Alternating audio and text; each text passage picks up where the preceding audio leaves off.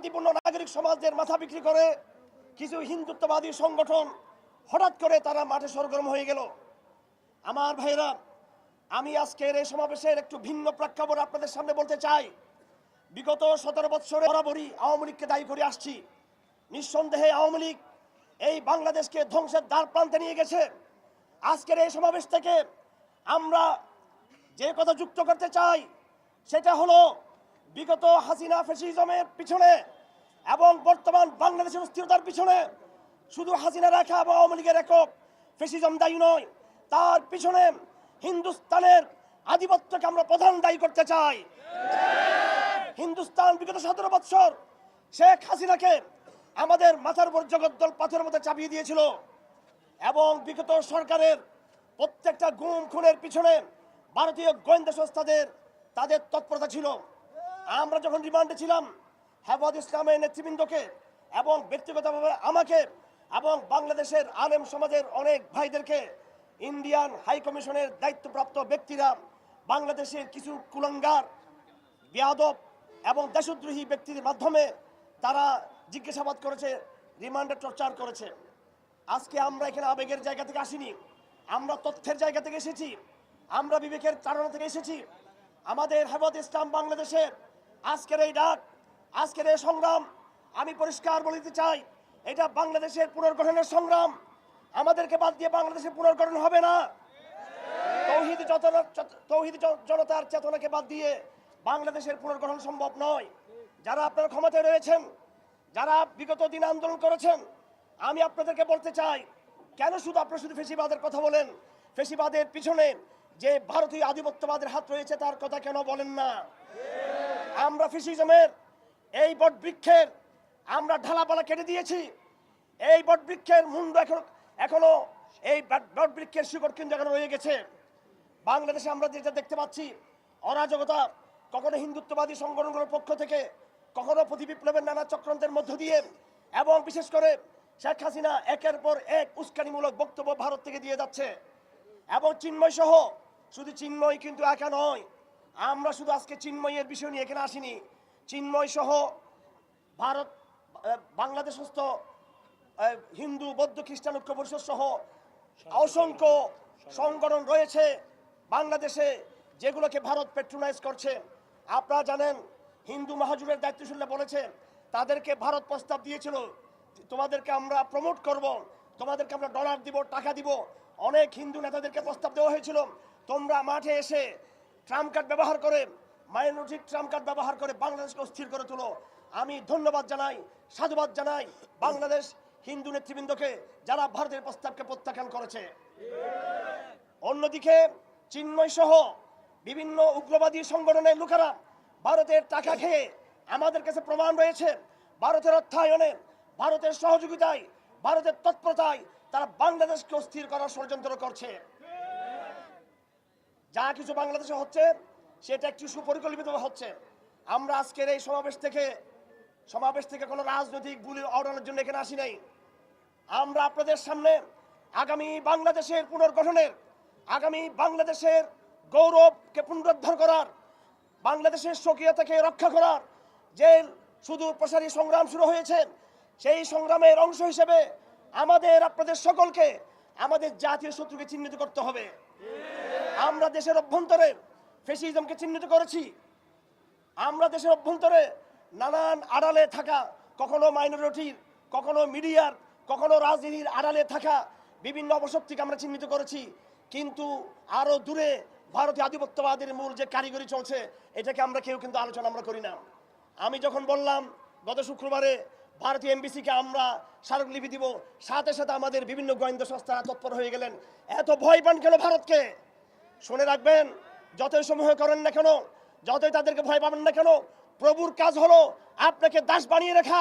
যেদিন আপনি চোখে চোখ রেখে কথা বলতে পারবেন, যেদিন সীমান্তে আমার ভাই হত্যার বিনিময়ে তার প্রতিশোধে আপনি বিএসএফ এর খুনিকে যখন হত্যা করবেন, যেদিন আপনি ভারতকে ডেকে পাঠাবেন, যেদিন আপনি ভারতের বিরুদ্ধে সব রকমের রাজনৈতিক, সাংস্কৃতিক এবং তার কোনো সামরিক উদ্যোগ থাকলে তার বিরুদ্ধে পাল্টা সামরিক উদ্যোগ নেবেন, সেদিন ভারত আপনাকে শ্রদ্ধা করবে আপনাকে।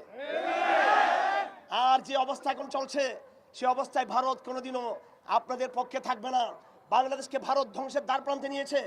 ভারতের কথা বললে অনেকে গা জ্বলে, ভারতের কথা বললে অনেকে এটাকে কৌশল পরিপন্থী বলে। আমরা দেখেছি ইতিমধ্যে মালদ্বীপ, নেপাল সহ এই দক্ষিণ এশিয়ার শ্রীলঙ্কা সহ দক্ষিণ এশিয়ার প্রায় রাষ্ট্র ভারতের দাসত্বের নিকটকে তারা ছিন্ন করে দিয়েছে। আমরা বাংলাদেশের বর্তমান সরকারকে বলবো, কূটনৈতিক ভারসাম্য তৈরি করুন। ভারতের বিকল্প আমাদের অন্য বন্ধু রাষ্ট্র রয়েছে, তাদের সাথে সম্পর্ক স্থাপন করুন। আমরা পাকিস্তানের কথা বলি না। যারা যারা ভারতের হয়ে কথা বলে, ভারতীয় এমবিসি তাদেরকে সাহায্য করে। আমি, নাসির মুনির, মীর ইদ্রিস, আমরা পাকিস্তান এমবিসির টাকা নিই না। আমরা পাকিস্তানের সাথে আমাদের কোনো সম্পর্ক নেই, বরং দক্ষিণ এশিয়ায় চীন রয়েছে, আর অন্য দেশ রয়েছে, সেই দেশগুলোর সাথে সম্পর্ক স্থাপন করুন। মুসলিম বিশ্বের সাথে, তুরস্কের সাথে, মালয়েশিয়াতে সম্পর্ক ডেভেলপ করুন। এমনকি আগ্রাসী ভারতের তুলনায় পশ্চিমা রাষ্ট্রের সাথে সম্পর্ক করতে আমাদের কোনো আপত্তি নেই। আমাদের দাবি হলো আপনারা ভারসাম্য নিয়ে আসুন। আজকের এই প্রতিবাদ সমাবেশ থেকে আমরা ভারতকে স্মারকলিপি দিয়েছি, স্মারকলিপি এখানে রয়েছে। আমি সাংবাদিক বন্ধুদেরকে একটু বলবো ধৈর্য দান করার জন্য। আপনারা আমাদের সহযোদ্ধা, আপনারা আমাদের সহকর্মী। বাংলাদেশের পুনর্গঠনে, আমরা নতুন এক বাংলাদেশ পুনর্গঠনে আমাদের স্মার্ট প্রস্তাব রয়েছে। আপনাদেরকে নিয়ে, সাংবাদিক ভাইদেরকে নিয়ে, মিডিয়াকে নিয়ে, রাজনীতিবিদদেরকে নিয়ে হেফাজত ইসলাম নতুন এক প্রকল্পে, নতুন এক হাইপোথিসিসে যেতে চাই। আমরা আশা করি সংগ্রাম শেষ না হওয়া পর্যন্ত আপনাদের সাথে থাকবেন। আমরা কোনো উগ্রবাদী এজেন্ডা নিয়ে আসি নাই। অন্যায়ের বিরুদ্ধে প্রতিবাদ এটা উগ্রবাদ নয়, খুনের বিরুদ্ধে প্রতিবাদ উগ্রবাদ নয়, গুমের বিরুদ্ধে প্রতিবাদ এটা উগ্রবাদ নয়, এবং দাসত্বের বিরুদ্ধে, আধিপত্যের বিরুদ্ধে প্রতিবাদ করা এটা উগ্রবাদ নয়। অবশ্যই ভারতকে থামাতে হবে, এখানে ভারতকে থেমে যেতে হবে এখানে। অন্যথায় ভারত যে পথে আগাবে, আমরাও সেই পথে কাউন্টার করার চেষ্টা করবো ইনশাআল্লাহ। এই মাঠে দিকে যাব না, সবকিছু আপনারা জানেন, বুঝেন। আজকে আমার বক্তব্যের ফোকাস শুধু একটি পয়েন্টে। আমি আপনাদের একটি পয়েন্ট এদেশের গভর্নমেন্টকে বুঝাতে চাচ্ছি, এদেশের মিডিয়াকে, এদেশের নেতৃবৃন্দকে, ছাত্র সমাজকে। সেটা হলো সমস্যার গোড়া চিহ্নিত করতে হবে। ভারতের সাথে আমরা একটা ভারসাম্য চাই। আমরা ভারতের বিরুদ্ধে যুদ্ধ এবং লড়াইয়ের ঘোষণা দিচ্ছি না। ভারত যদি যুদ্ধ চাপিয়ে দিতে চায়, সেই যুদ্ধ ঠেকিয়ে দেওয়ার শক্তি কিন্তু আমাদের রয়েছে। আজকের এই সমাবেশ থেকে আমি চট্টগ্রামস্থ ভারতীয় হাই কমিশনকে হুঁশিয়ার করে দিতে চাই, আপনি আপনার গভর্নমেন্টকে বলুন, অনতি বিলম্বে বাংলাদেশ বিরোধী সকল প্রপাগান্ডা বন্ধ করতে হবে।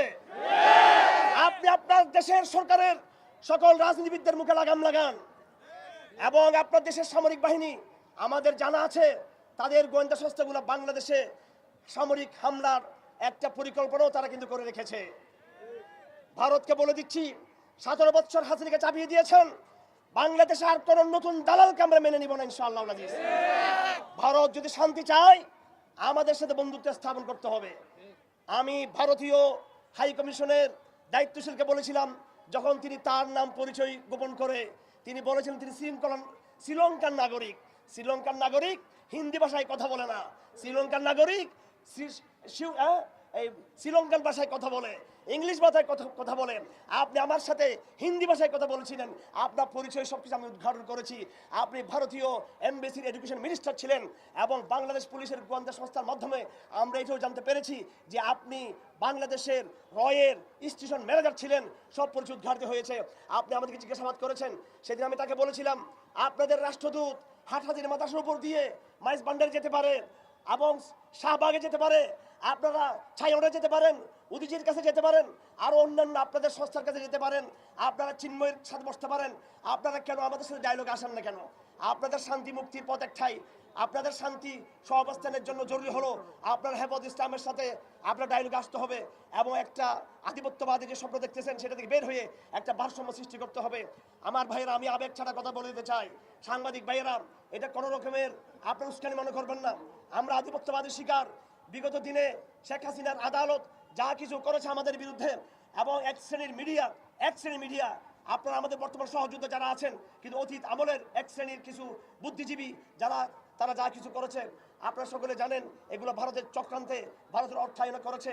আজকের এই সমাবেশ থেকে আমি ঘোষণা দিচ্ছি যে ভারত সরকার হয়তো থেমে যাবে এই জায়গায়, ভারত সরকার হয়তো বাংলাদেশের সাথে ভারসাম্যপূর্ণ বন্ধুত্বের জায়গায় আসবে, অন্যথায় আমরা ভারতের বিরুদ্ধে আমাদের চলমান আন্দোলনকে আরো বেগবান করব, আরো শক্তিশালী করব, আরো জোরদার করব। আপনাদের প্রতি আহ্বান, আমাদের লড়াই আধিপত্যবাদের বিরুদ্ধে, আমাদের সংগ্রাম শেষ হওয়া পর্যন্ত আপনারা সকলে আমাদের সাথে থাকবেন, নাগরিক সমাজ সাথে থাকবেন, ছাত্র সমাজ সাথে থাকবেন, মিডিয়ার যোদ্ধারা সহকর্মীরা আমাদের সাথে থাকবেন, আলেম সমাজ আন্দোলনের নেতৃত্ব দিবে, আন্দোলনের নেতৃত্ব কেন দিবে। সুতরাং আমি আমার এই বক্তব্য শেষ করতে চাই, আমাদের আজকের আয়োজনের ফোকাস একটা জায়গায়, সেটা হলো বাংলাদেশের সব রকমের ভারতীয় এজেন্ডা, ভারতীয় আধিপত্য, ভারতীয় মিডিয়ার প্রপাগান্ডা, ভারতীয় রাজনীতিবিদদের চক্রান্ত, ভারতীয় সামরিক বাহিনীর বাংলাদেশ সম্পর্কে পরিকল্পনা সব কিন্তু আজকে এখন স্থগিত করতে হবে। আমরা এখন যাব।